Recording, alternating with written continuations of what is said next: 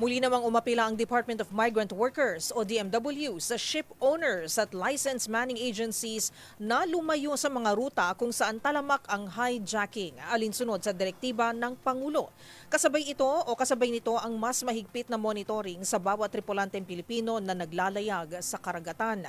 Una sa balitang yan, si Wina Hesoro. Kasunod ng direktiba ni Pangulong Ferdinand Marcos Jr. na tiyakin ang kaligtasan ng mga Pilipinong marino, muling nanawagan ng Department of Migrant Workers sa ship owners at mga licensed manning agencies na umiwas sa mga mapanganib na ruta lalo na sa Red Sea at Gulf of Aden. Ito ay kasunod ng nailigtas na 17 Pilipinong tripulante ng isang bulk carrier na tinangkang lusubin ng mga armadong lalaki sakay ng maliliit na bangka, ang MV Magic Seas, isang Liberian flag vessel, habang naglalayag ito sa 51 nautical miles mula sa baybayin ng Yemen. Ayon kay DMW Secretary Hans Leo Kakdak, ang direktiba ay alinsunod sa Department Order No. 1 Series of 2024 na naglalayong protektahan ng mga marino laban sa tumitinding insidente ng pag-atake at pagdukot sa mga barkong dumaraan sa nasabing lugar. Dagdag pa niya, dapat iulat ng mga ship owner at manning agencies ang schedule ng mga biyahe ng barko at kung sino-sino ang mga Pilipinong sakay nito sa kanilang welfare monitoring system.